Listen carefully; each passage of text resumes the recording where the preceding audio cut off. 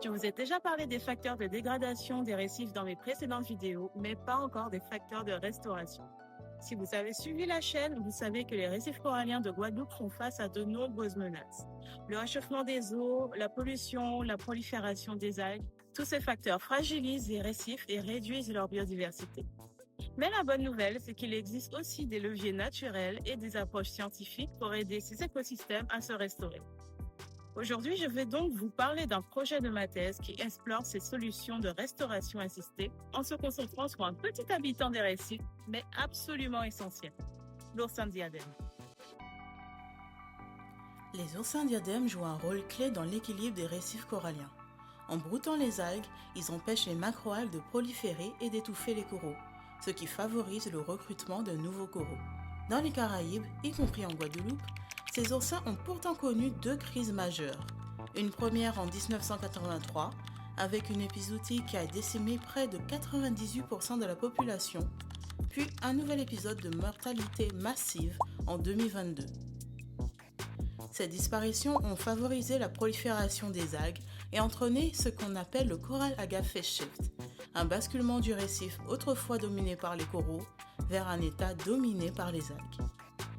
Et comme si cela ne suffisait pas, les canicules marines de 2023 et 2024 semblent avoir perturbé le cycle de reproduction des oursins. Avec toutes ces péripéties récentes, il devenait essentiel de faire un état des lieux précis des populations de diadèmes en Guadeloupe. Face à cette situation, le projet Diadème s'articule autour de plusieurs objectifs.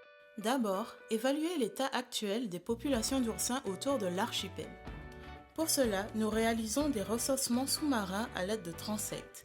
On compte les individus, on mesure leur taille, puis on compare ces résultats aux données historiques pour estimer le stock de reproducteurs potentiels et mesurer l'impact de l'épizootie de 2022 sur les populations.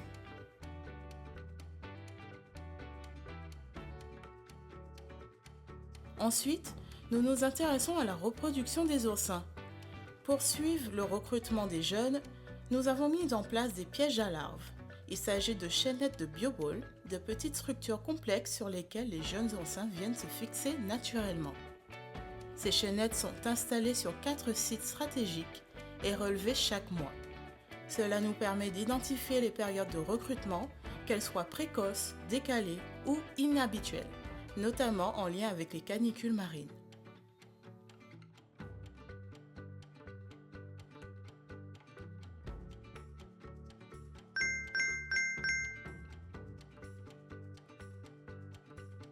Au-delà du simple suivi de population, ce projet permet de mieux comprendre comment le réchauffement climatique et les perturbations locales influencent la reproduction des oursins.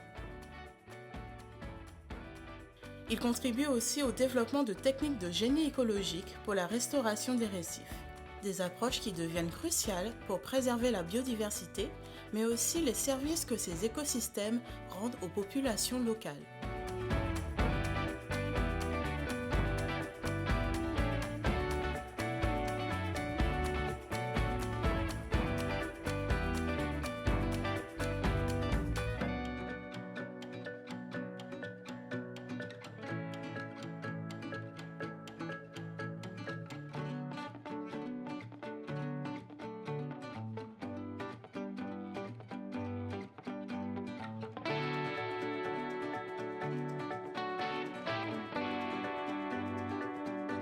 Because of you,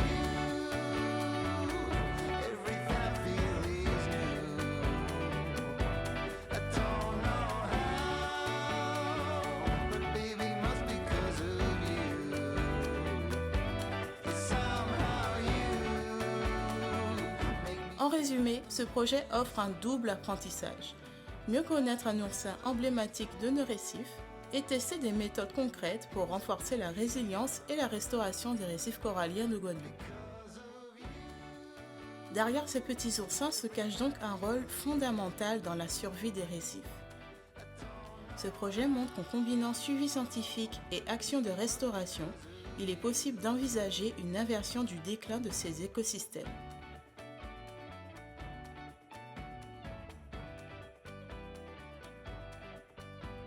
Si vous voulez en savoir plus sur les autres leviers de restauration que j'explore dans ma thèse, n'hésitez pas à me suivre sur YouTube et LinkedIn.